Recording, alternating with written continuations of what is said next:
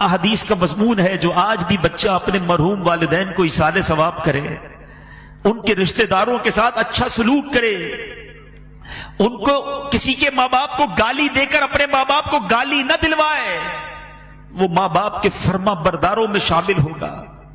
لوگ اپنے ماں باپ کو گالیاں دلواتے ہیں، کیسے؟ صحابہ نے کہا حضور اپنے ماں باپ کو کون گالی دے سکتا ہے؟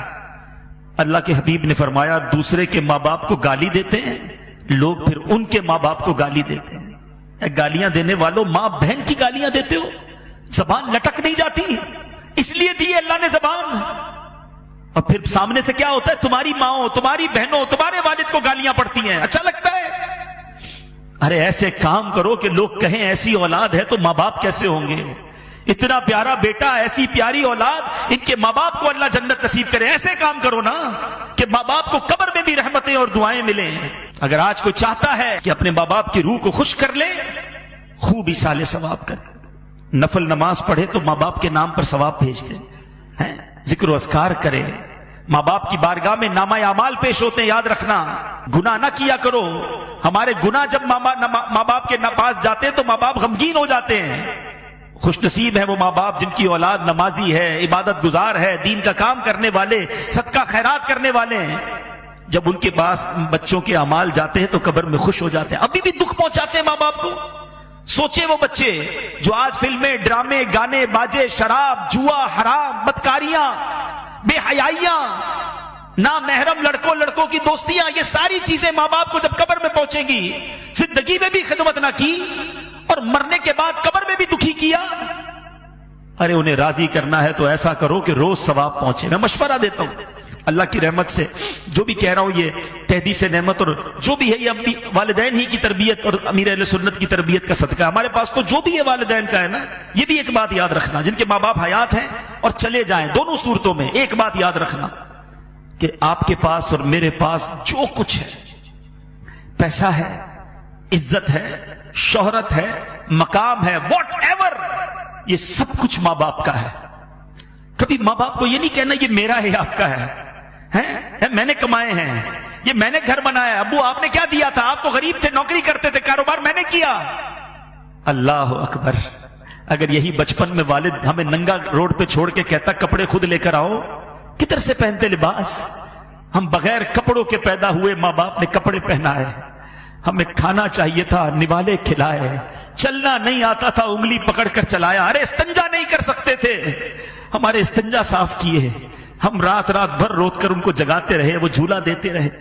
سوچو نا، اچھا کہتے گھر دلا تو دیا، ملازم تو دے دیے، مہینے کے پیسے بھی تو بھجوا دیتا ہوں، اب اور کیا چاہیے؟ ارے ماں باپ کو یہ نہیں چاہیے، ماں باپ کو آپ چاہیے، ماں باپ کو بیٹا چاہیے، ماں باپ کو بیٹی چاہیے، اس کے دو میٹھے بول چاہیے، اس کا پیار چاہیے، اس کی محبت چاہیے۔ وہ پیسے کے لیے جیے کب تھے؟ اور اب اگر وہ چلے گئے نا تو یہ مت سمجھنا یہ پیسہ میرا ہے، خدا کی قسم، خدا کی قسم تمہارے پیسے کا نصیب ہے۔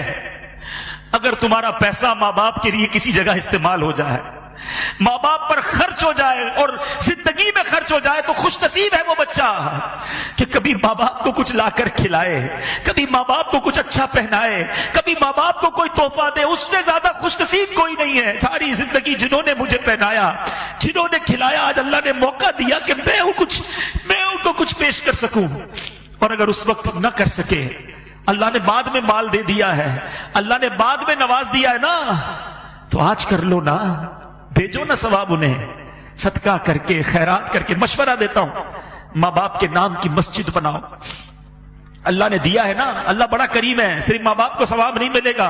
اللہ کے حبیب فرماتے ہیں جو اللہ کے لیے مسجد بناتا ہے، اللہ اس کے لیے جنت میں گھر بناتا ہے۔ ماں باپ کو بھی ثواب ملے گا، تمہیں بھی جنت میں گھر مل جائے گا۔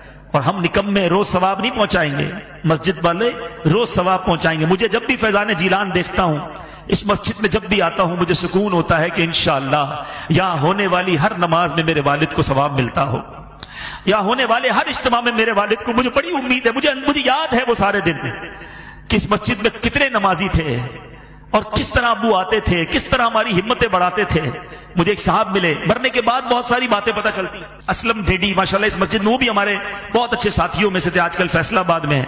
مجھے ان کا میسج آیا کہتے عبدالحبیب بھائی یوں تو آپ کے والد صاحب کی بہت ساری یادیں ہیں، مگر ایک بار فیضان جیلان مسجد، جب یہاں گھر تھا، یہ مسجد گھر کے اندر تھی، تعمیر نہیں ہوئی تھی، چھوٹا سا ایک گھر تھا، تو کہتے اتنی بارش ہوئی کراچی میں کہ پانی بھر گیا، ساری رات بارش ہوتی رہی۔